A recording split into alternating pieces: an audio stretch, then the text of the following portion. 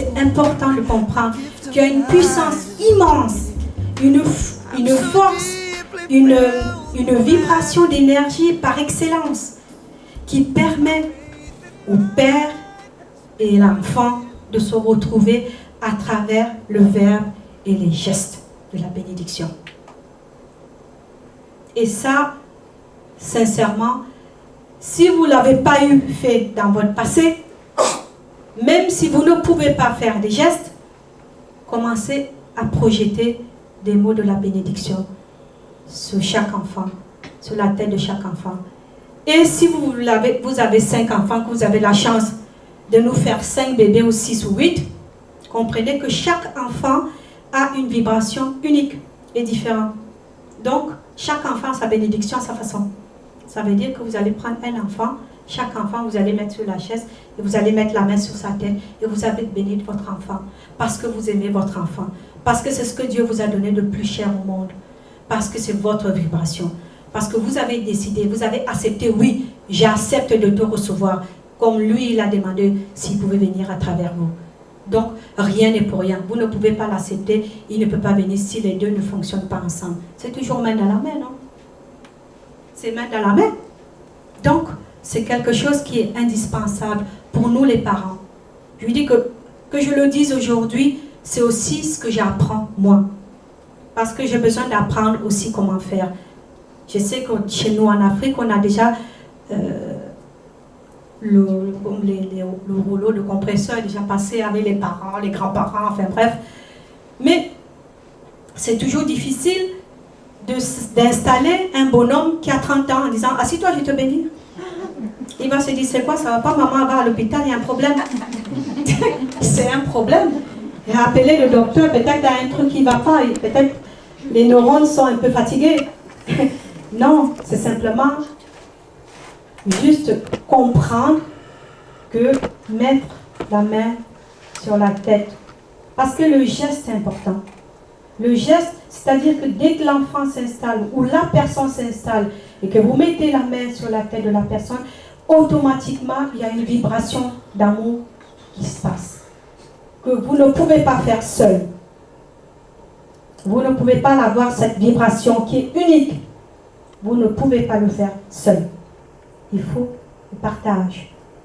Maintenant, si vous avez l'enfant qui est loin, ou le père, ou machin, tout ça, rien ne vous empêche de vous installer 2 minutes et de l'envoyer de la lumière. La bénédiction et la bénédiction.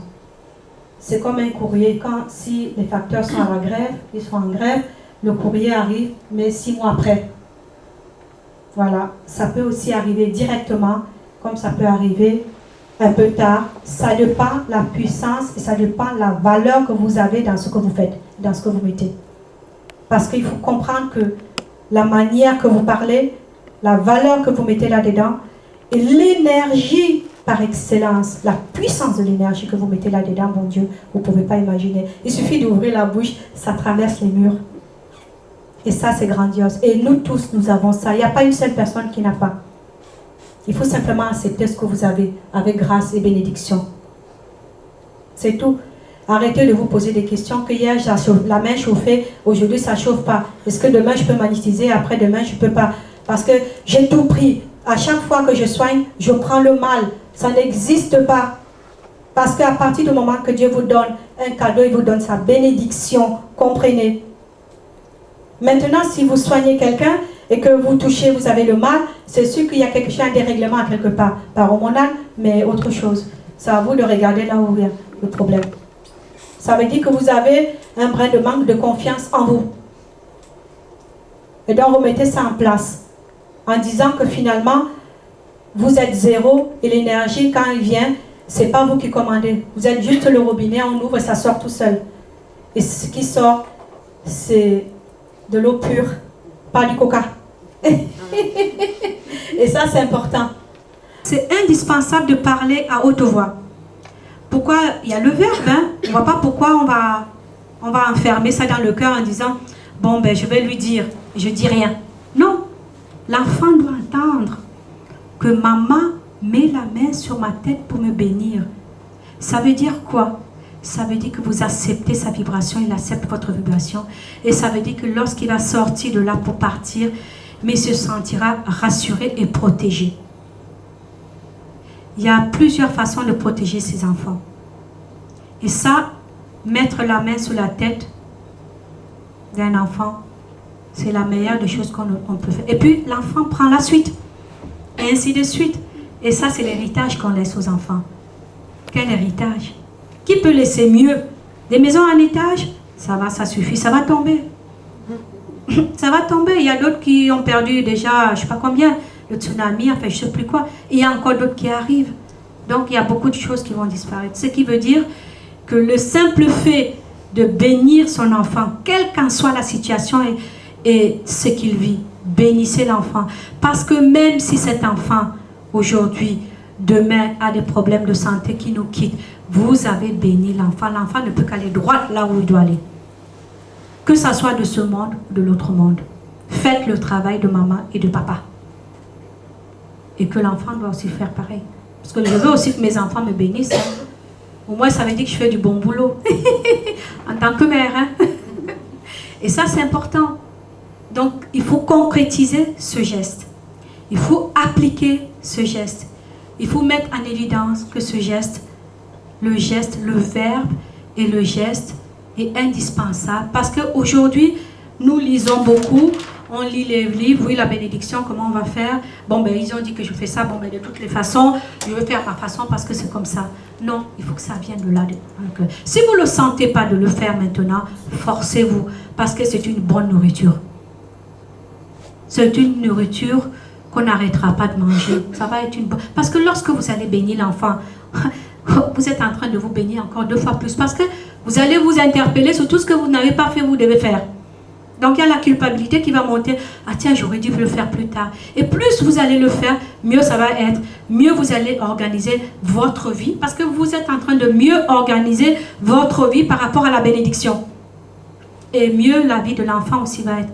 Si vous donnez vie à l'enfant, que l'enfant est en bonne santé et que vous êtes heureuse, que vous bénissez. Même si cet enfant a des problèmes de couple, demain dans sa vie affective ou dans le travail, l'enfant vient voir, tu sais maman, franchement ça ne va pas, ceci, cela, tout ça. Bon, vous réfléchissez. Elle vient déjà ouvrir son cœur à son père ou à sa mère. Pourquoi elle vient le faire?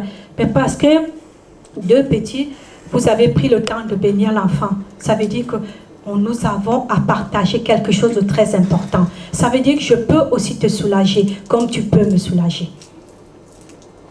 Et ça, c'est indispensable. Donc, et ça permet aussi à l'enfant de parler et en même temps la maman de dire, ben, tu sais, moi je te bénis et que ta route soit propre, que ta route de bonheur s'ouvre et que là où tu t'en vas, que ça soit limpide, clair et net et que personne vienne t'anéantir, visible ou invisible, quelle qu'en soit la situation et d'où il sort. Il n'y a pas de problème.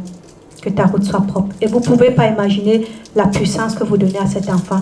Et vous croyez ou vous ne croyez pas, dans la semaine qui suit ou dans le mois qui suit, les choses dégagent gentiment. Le cœur même de l'enfant descend. C'est des choses que je n'ai pas lues dans les livres, c'est des choses que je n'ai pas apprises, et c'est des choses qu'on me dicte, on me dit, parle-leur de la bénédiction est indispensable dans l'ère d'aujourd'hui pour eux et pour ces enfants. C'est ce qu'on me dit directement. Donc je vous dis aussi, et que de toutes les façons, quoi qu'il advienne, pour des personnes qui sont ici, vous pouvez vous compter, mais vous ne pouvez pas imaginer comment la salle est pleine. Et très très pleine. D'ailleurs, les gens se bousculent, parce que maintenant on me demande que tu ne me bénis pas aussi. Mais chaque chose a son temps. Pour l'instant, je parle à des personnes qui respirent. D'autres vont attendre. C'est ça. Parce qu'on veut me troubler un peu, que je dois aussi maintenant bénir tout le monde. Oui, je vous bénis. Oui, mais vous devez comprendre que dans l'actualité, dans le monde d'aujourd'hui, nous avons intérêt à mieux concrétiser notre devenir dans la spiritualité. Nous avons intérêt à reconstruire notre colonne vertébrale. Si vous avez pour habitude de négliger certaines choses, remettez les pendules à l'heure. Il est grand temps. Il est grand temps. Je ne sais pas ce qui va arriver. Je ne sais pas dans 20 ans, ou dans 10 ans, ou dans 3 ans, ou dans 4 ans, ce qui va arriver. Mais ce que je suis sûr et certain, aussi vrai que Dieu m'a donné le pouvoir de respirer, c'est que vous êtes en face de moi, en face de vous, aujourd'hui, tout de suite et maintenant. Donc je vous dis ce que mon cœur, ce qu'on me dit de vous dire. De prendre conscience que l'élémentaire n'est plus comme auparavant, que vous avez intérêt à mieux vous réorganiser pour extrader des cellules négatives qui perturbent la terre. Comprenez qu'il n'y a aucune différence de culture. Qu'on soit blanc, jaune, noir, enfin bref, nous avons tous les mêmes envies de vivre heureux et d'être bien accompagnés sur notre chemin. Mais surtout, nous avons juste envie aussi de profiter du bon temps, de l'ère à venir. Parce que tout ce qu'on construit, c'est pour demain. On ne sait pas pourquoi on construit pour demain, mais on construit pour demain. Mais si demain, ça ne marche pas, la pendule s'arrête, on fait comment? Donc avant de construire des étagères, il faut savoir déjà respirer correctement, bien méditer, respirer, et puis bénir. Bénir cette respiration. Parce que s'il n'y a pas ça, on ne pourrait pas manger des bonnes choses, ou bien amuser, aller danser et tout, et vivre simplement convivialement, quoi.